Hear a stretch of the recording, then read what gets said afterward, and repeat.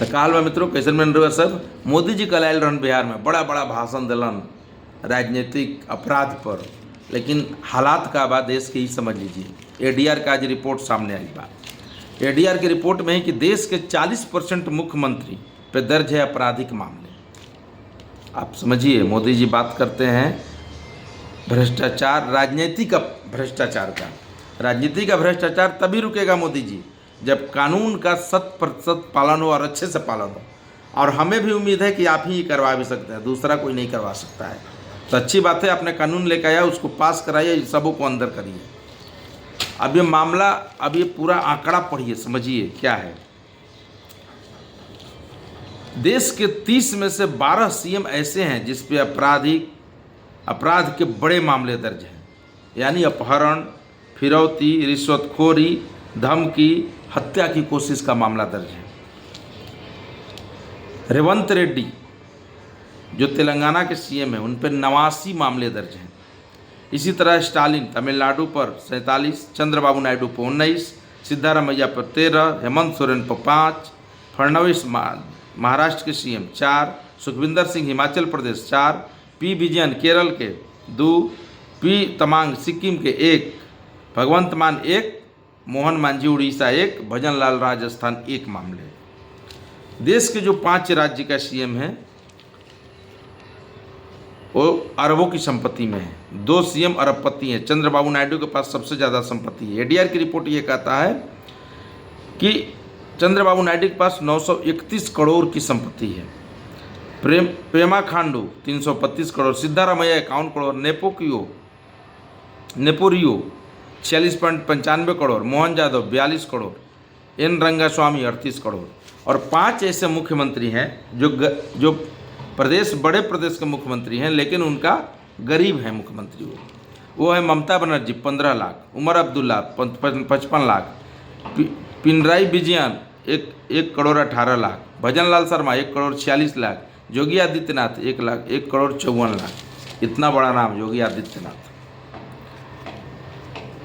अब इस तरह की डाटा है मोदी जी, और आप राजनीतिक अपराध रोकने की, भ्रष्टाचार रोकने की बात कर रहे हैं।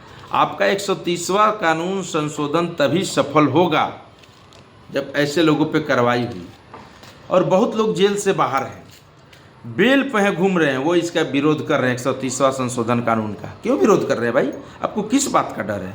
जब आप पाक साफ हैं तो आप निश्चिंत रहिए, डरिए नहीं। आपको 1 महीना का जेल होगा।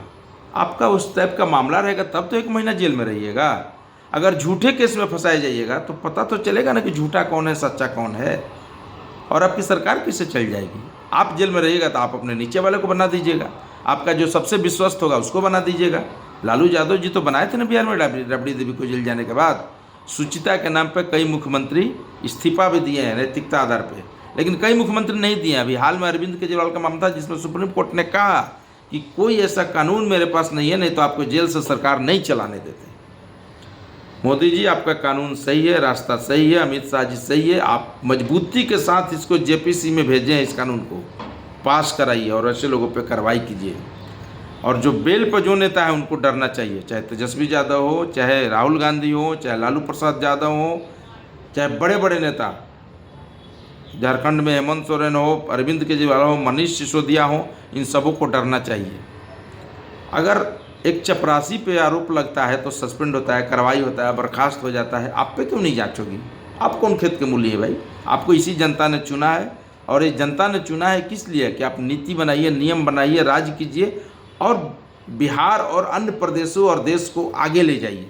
चाहे प्रधानमंत्री हो, चाहे मुख्यमंत्री हो, चाहे मंत्री हो, तो आपको डरना नहीं चाहिए। इस कानून का पालन कीजिए, सामने से लड़िए और बताइए कि हम नैतिकता के आधार पर नहीं बल्कि हम पाक साफ सही हैं, तब जाकर के 100% ये पालन होगा। धन्यवाद।